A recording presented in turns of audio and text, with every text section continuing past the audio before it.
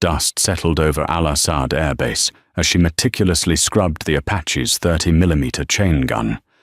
Oil stained her calloused hands.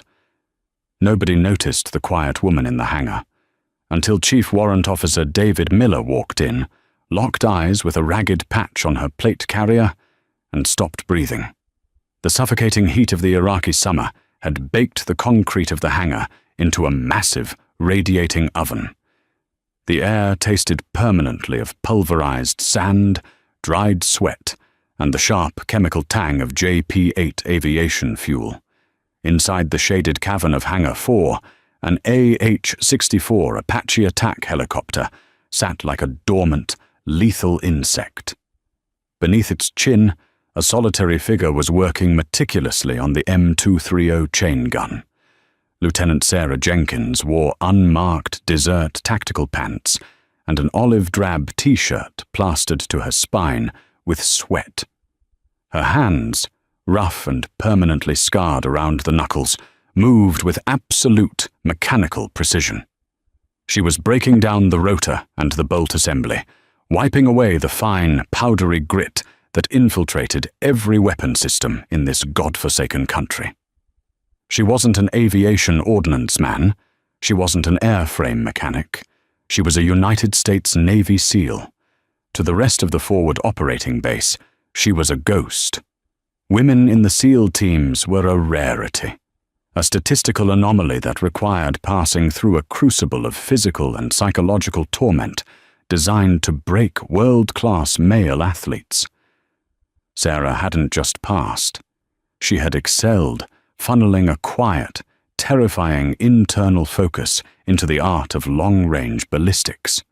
She was a sniper attached to a highly classified Joint Special Operations Command, JSOC, task force, temporarily staged at Al-Assad to wait out the daylight before a high-value target raid across the border.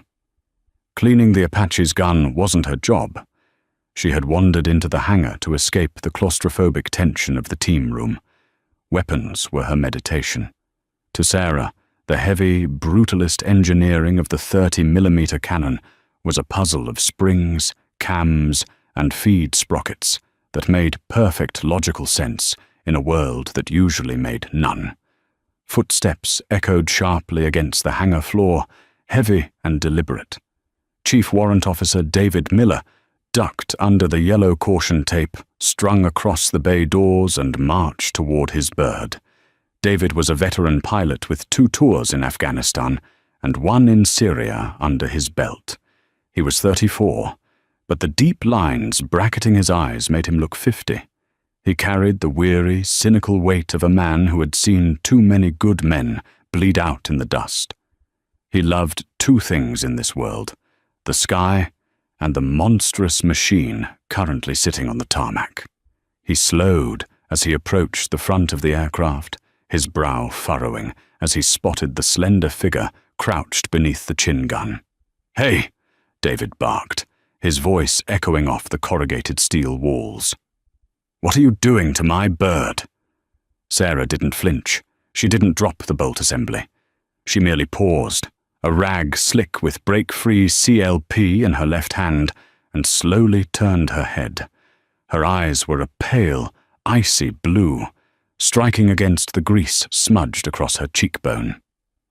"The feed sprocket was grinding," Sarah said, her voice low, calm, and entirely devoid of the deference a junior mechanic usually offered a veteran pilot. There was a microfracture in the retaining pin. The grit got in. If you had spun this up tonight, you would have jammed on the first 20-round burst. David stopped a few feet away, crossing his arms over his flight suit. He looked her up and down.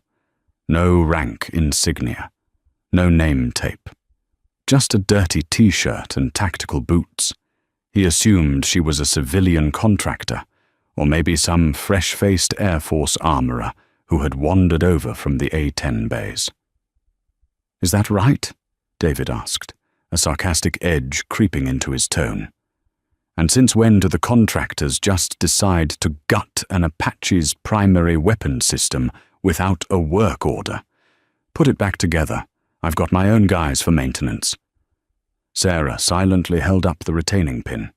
Even from 3 feet away, David could see the hairline crack spiraling down the metal cylinder. She was right. A jam during a gun run was a pilot's worst nightmare. "I already requisitioned a replacement from your cage," Sarah said smoothly, tossing the cracked pin into a red, hazardous waste bucket. She picked up a gleaming new pin from a clean rag spread over an ammo crate. "It's seated. Reassembling now." David was taken aback by her cold efficiency. Most people bristled or apologized when he snapped at them. This woman didn't even seem to register his anger. She moved with a fluid, lethal grace that struck him as deeply out of place for a grease monkey. "Who's your supervisor?" David demanded, stepping closer, determined to reassert his authority over his aircraft. "I need a name for the logbook." "I'm not on your maintenance roster, Chief," Sarah replied, sliding the bolt carrier back into the housing with a satisfying metallic clack. "Just consider it a favor." David scowled, stepping up to the ammo crate where she had laid out her tools. "Listen, I don't know how things work in whichever motor pool you crawled out of, but you don't touch $100 million machine without—" The words died in his throat. His lungs seized. The ambient noise of the base, the distant roar of a C-17 taking off, the hum of the generators vanished, replaced by a deafening, high-pitched ringing in his ears. Resting on the far end of the ammo crate was a heavy plate carrier, bristling with specialized gear, encrypted radios, flashbangs, a heavy trauma kit, and magazines for a Mark 13 sniper rifle. But David didn't see any of that.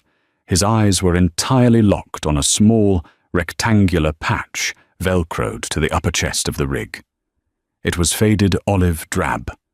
In the center was a Spartan helmet, stitched in black thread.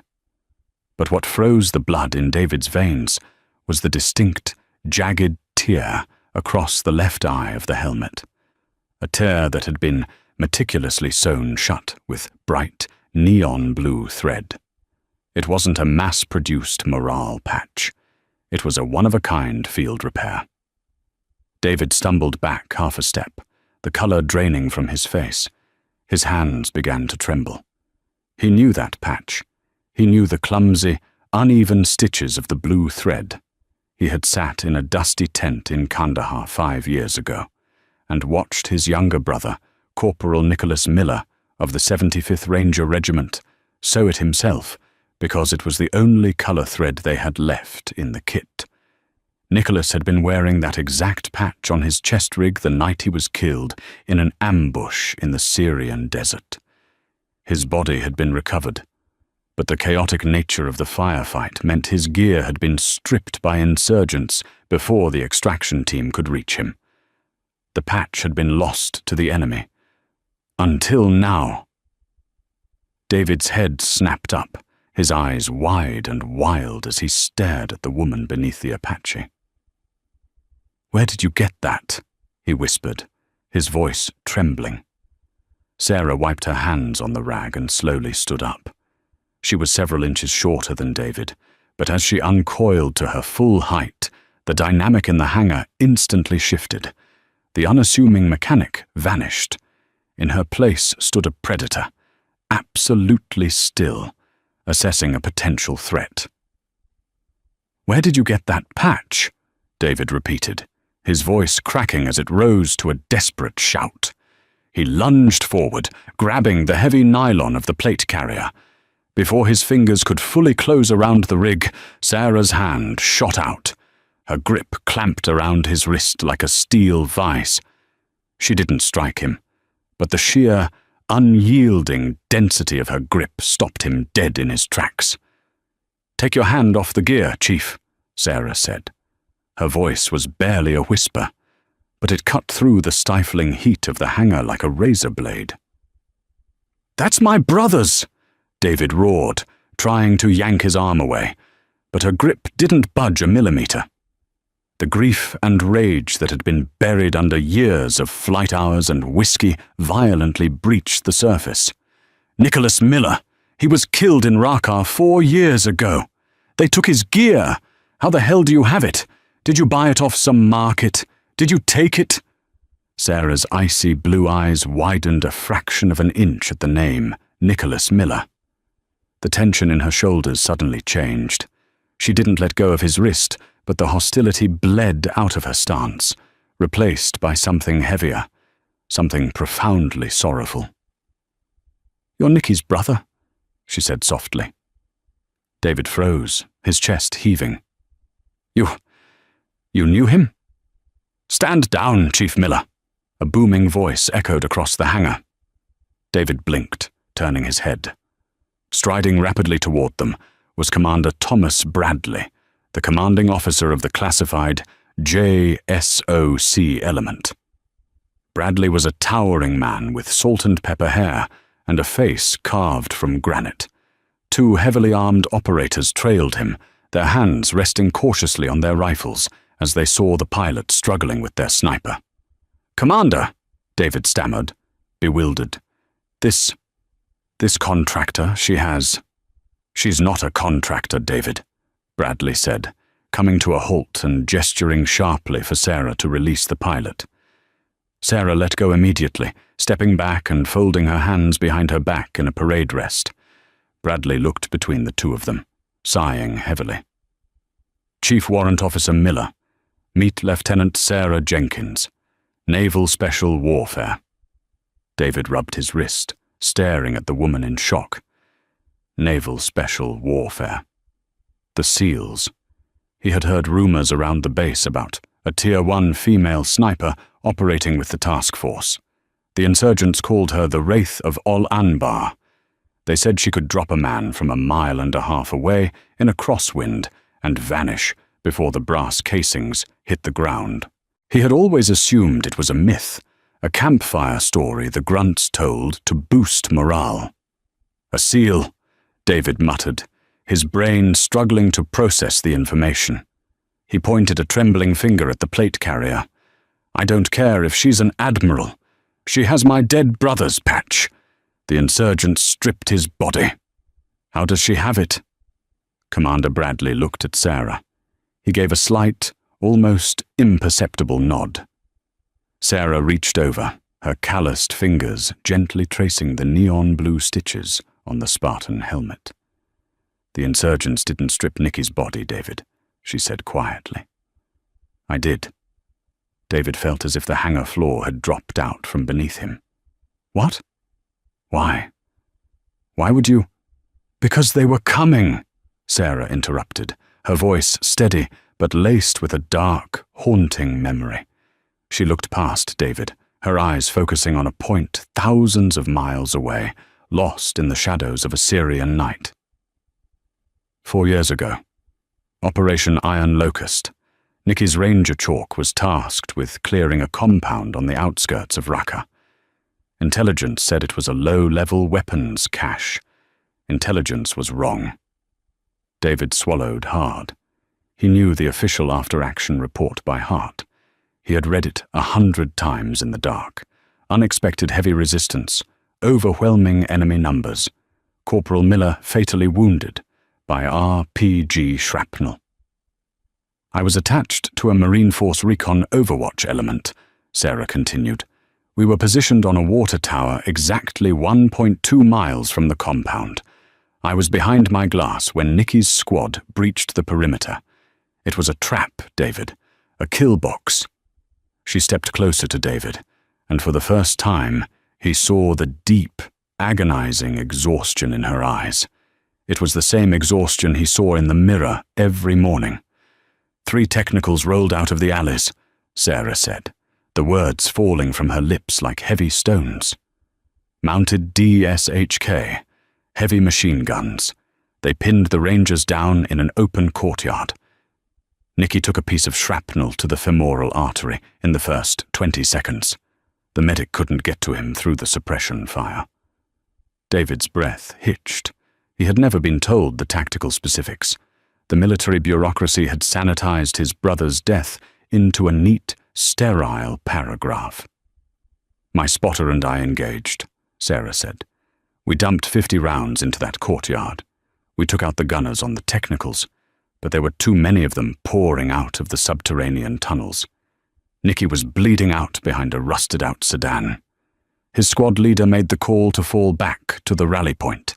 They tried to drag Nicky, but the fire was too heavy.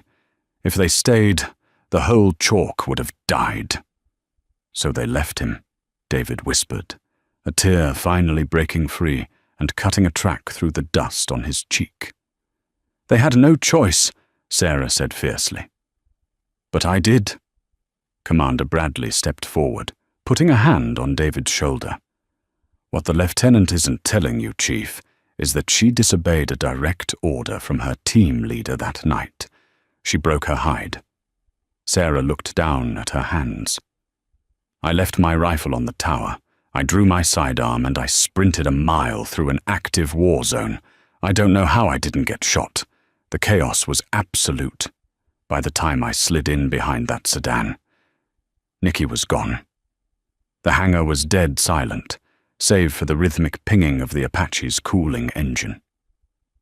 "I couldn't carry him," Sarah whispered, her voice finally breaking. "I tried. He was in full kit, dead weight. The enemy was 30 yards away and closing in. I had to leave him for the extraction team to recover later. But I refused to let them parade his gear on their propaganda networks. So I stripped his chest rig, I took his dog tags, and I tore that patch off his Velcro." She reached down, unfastened the patch from her carrier, and held it out to David. "I've carried it on every deployment since," Sarah said, a fierce, protective fire burning in her blue eyes. "Every time I look through my scope, I see that blue thread. I used it to remember why I pulled the trigger. But it doesn't belong to me." David stared at the small, faded square of fabric resting in her scarred palm. His hand shook violently as he reached out and took it. His thumb ran over the clumsy, uneven blue stitches his brother had made. A ragged sob tore its way out of his throat, echoing off the metal hull of the Apache. He clutched the patch to his chest and looked at the woman standing before him. The myth. The wraith. The mechanic who was quietly fixing his gun. "You went into the fire for him," David choked out. "He was an American soldier," Sarah said simply, her posture rigid. "He was my brother, too." Before David could speak again, the deafening blare of the base's klaxon shattered the emotional heavy air. The red scramble lights, spinning to life along the hangar walls, bathed Sarah, David, and the commander in a harsh, pulsing crimson glow. "Incoming!" An automated voice roared over the loudspeaker. "IDF! Incoming! Take cover!" But Bradley's radio cracked to life, not with a warning of mortars, but with a frantic, desperate transmission that made the blood freeze in all 3 of their veins. "Command! This is Viper 1 Actual!" the radio screamed, the sound of heavy machine gun fire tearing through the transmission. "We are ambushed at Grid Bravo 6. The extraction bird is down. I repeat, the extraction bird is down. We are taking heavy casualties. We need immediate close air support, or we are going to be wiped out." David looked at the radio, then up at his Apache, the helicopter that was missing its primary weapon bolt. Sarah didn't hesitate. She didn't look at the commander. She spun around, grabbed the heavy bolt carrier off the ammo crate, and dove under the chin of the Apache. "Get your helmet, David!" Sarah screamed over the klaxons, her hands flying over the complex machinery of the 30mm gun with blistering speed. "I need 60 seconds to lock this feed system. Get in the cockpit." The concrete floor of the hangar trembled violently as a 122mm rocket slammed into the tarmac outside, close enough to rattle the Apache's ordnance racks. Dust rained down from the corrugated ceiling.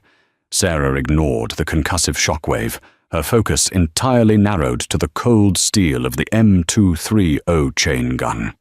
"Bolt carrier is seated!" she yelled over the wailing klaxons, her hands slick with a mixture of weapon grease and sweat. She drove the newly installed retaining pin home, locking the feed sprocket into place with a sharp, metallic crack. "Drive assembly is locked. She's hot, Chief." David was already halfway up the side of the fuselage, scrambling into the rear pilot's seat. He threw on his helmet, his fingers dancing across the instrument panels to initiate the auxiliary power unit. The Apache's twin GE turboshaft engines began to whine, a low, guttural growl that quickly escalated into a deafening roar. "Where the hell is Hayes?" David shouted over the internal comms channel, his eyes scanning the chaotic flight line through the canopy. Chief Warrant Officer Hayes was his assigned co-pilot/gunner. Commander Bradley sprinted to the side of the aircraft, ducking under the spinning rotor blades. Hayes took shrapnel from that first rocket impact. Medics are applying a tourniquet now. He's out, David. David's hands froze on the collective. "I can't fly a fire mission solo, Commander.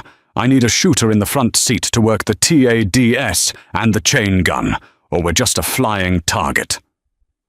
Before Bradley could respond, a shadow blotted out the hangar lights. Sarah vaulted onto the port side boarding step.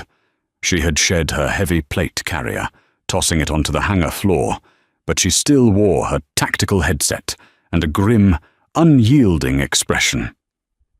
"I'm cross-trained on the TEDAC system," Sarah yelled over the deafening wash of the rotors. She didn't wait for permission. In the elite, boundaryless world of JSOC, necessity dictated protocol. She dropped into the front cockpit, the gunner's seat, and immediately began strapping down a spare flight helmet.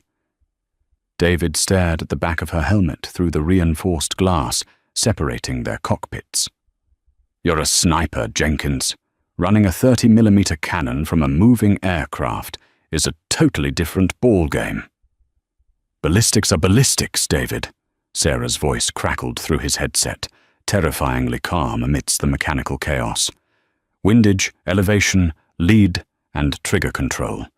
Link my helmet to the IHA DSS. I fixed your gun. Now let me shoot it." Bradley gave David a sharp, definitive nod from the tarmac. The commander stepped back, shielding his face from the rotor wash. David didn't hesitate anymore. He slammed the canopy shut and pulled pitch. The massive, heavily armed attack helicopter lifted off the concrete, kicking up a blinding storm of desert sand. He banked hard to the west, skimming just 50 feet above the perimeter wire, pushing the engines to their absolute limits. "Viper 1 actual. This is Outlaw 2-6. We are wheels up and inbound to your grid," David transmitted over the tactical net, his voice shifting into the icy, detached cadence of a combat pilot. "ETA is 4 mics. Give me a sitrep." "Outlaw! We are pinned down in a dried wadi," a panicked voice screamed back, punctuated by the unmistakable, rhythmic popping of AK-47 fire and the heavier thud of incoming RPGs. "We have multiple wounded. Enemy force is company-sized, moving in from the north and east ridgelines. If you don't bring the rain right now, they are going to overrun us." "Copy that, Viper 1. Keep your heads down." David switched the intercom channel to the front seat. "All right, Jenkins. The TADS is online. The cannon is slaved to your helmet movements. Wherever you look, the gun looks. Don't jam my weapon." "It won't jam," Sarah replied quietly. In the front seat, Sarah gripped the TEDAC display handles. She closed her eyes for a fraction of a second, employing the same breathing techniques she used before taking a 2,000-yard sniper shot. When she opened her eyes, the chaotic, violent world outside the canopy faded away. The thermal imaging screen flared to life in brilliant shades of black and white. To her, the Apache wasn't a helicopter. It was just a very large, very loud sniper rifle. And she was the best shot in the theater. The desert below them was a pitch-black void, but through the Apache's forward-looking infrared, FLIR sensors, the battlefield at Grid Bravo 6 was illuminated with terrifying clarity. "I have eyes on the Wadi," Sarah called out, her voice dropping an octave, slipping into the cold, clinical zone of a hunter. "I see IR strobes. That's Viper 1 in the ditch, sighting multiple hot spots converging on their position from the north ridge. 4 mounted technicals, and at least 40 dismounted infantry." "I'm bringing us in hot 30 degrees off the deck," David said, throwing the cyclic forward. The Apache dove toward the desert floor, transforming into an apex predator, diving on its prey. "You are cleared to engage, Jenkins. Light 'em up." Sarah tracked a heavily armed pickup truck bouncing along the ridgeline, its bed flashing white-hot on the thermal screen as a heavy machine gun hammered Viper 1's position. She simply turned her head, placing the reticle projected in her helmet display directly over the engine block of the truck. The 30mm chain gun beneath her seat instantly whirred, tracking her line of sight with mechanical obedience. She exhaled slowly, letting the air bleed from her lungs. She squeezed the trigger. The airframe shuddered violently as the M230 cannon roared to life. Thump, thump, thump, thump, thump. A stream of high-explosive dual-purpose rounds tore through the night sky. Sarah didn't just spray and pray. She fired in tight, disciplined, 5-round bursts. Sniper precision scaled up to heavy ordnance. The technical erupted in a blinding white fireball on the FLIR screen, the vehicle flipping end over end down the ridge. "Good hit! Shift fire right! Target the dismounts!" David called out, hauling the Apache into a brutal, banking turn to keep them from flying directly over the kill zone. "Tracking," Sarah replied. She worked the gun with surgical brutality. She remembered the cracked retaining pin she had replaced just minutes ago. Had David flown out here with the damaged weapon, it would have seized after that first burst, leaving Viper 1 to die in the sand. But the gun ran flawlessly. Sarah swept the ridgeline, walking the explosive impacts directly through the advancing enemy line. Down in the Wadi, the beleaguered JSOC operators cheered as a wall of fire materialized out of the darkness, annihilating their ambushers in a shower of sparks and shattered rock. "Target 2 down," Sarah murmured. "Target 3, infantry cluster behind the berm. Engaging." For 10 relentless minutes, the Apache circled the Wadi, a terrifying angel of death dispensing wrath from the black sky. Sarah's hands never shook. Her breathing never spiked. She methodically dismantled the ambush piece by piece, dropping high-explosive rounds with mathematical precision until the ridgeline was completely devoid of movement. "Outlaw 2-6, this is Viper 1, the radio crackled, the panic completely gone, replaced by breathless awe. "Good effects on target. The assault is broken. They are retreating. We are securing our wounded for the medevac. You guys just saved our lives." "Copy that, Viper 1, David replied, his chest heaving as the adrenaline slowly began to recede. "We will loiter until the extraction bird is on station." David switched off the external comms and leaned back in his seat, the sweat pooling in his collar. He looked through the glass at the back of Sarah's helmet. The chain gun beneath the fuselage smoked quietly in the cold night air.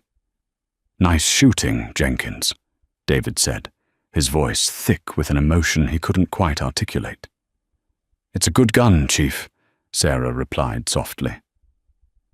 An hour later, the Apache touched back down on the tarmac at Al-Assad. The base had secured from the rocket attack, but the flight line was swarming with maintenance crews and damage control teams. David shut down the engines, the heavy rotors slowly chopping to a halt. He climbed out of the cockpit and dropped to the concrete. Sarah was already on the ground, wiping a streak of hydraulic fluid from her cheek. She didn't look like a hero. She looked like an exhausted, grease-covered mechanic. David walked over to her. He reached into his flight suit pocket and pulled out the small, faded olive-drab patch with the Spartan helmet. The neon blue thread glowed faintly under the harsh halogen lights of the hangar. He held it out to her. Sarah looked at the patch, then up at David's eyes. "I gave that to you. It belongs to your family." "It does," David said softly, stepping closer and firmly pressing the patch back into her scarred hand. But Nicholas was a warrior. He would want it out there, in the fight, not sitting on a mantle in Ohio. "Keep it on your rig, Lieutenant. Keep him flying." Sarah's throat tightened. For the first time all night, the icy composure of the elite sniper cracked, and a single tear slipped down her face, cutting a clean line through the Iraqi dust. She closed her fist tightly around the patch and gave David a slow, solemn nod. The Iraqi sun breached the horizon, painting the battered Apache in streaks of gold. David stood by the landing gear, his thumb resting gently over the ragged blue stitches of his brother's patch. He looked at Sarah, the phantom sniper who had carried his family's grief through the fire. They didn't exchange salutes or words. In the quiet dawn, the silence between them was an unbreakable vow.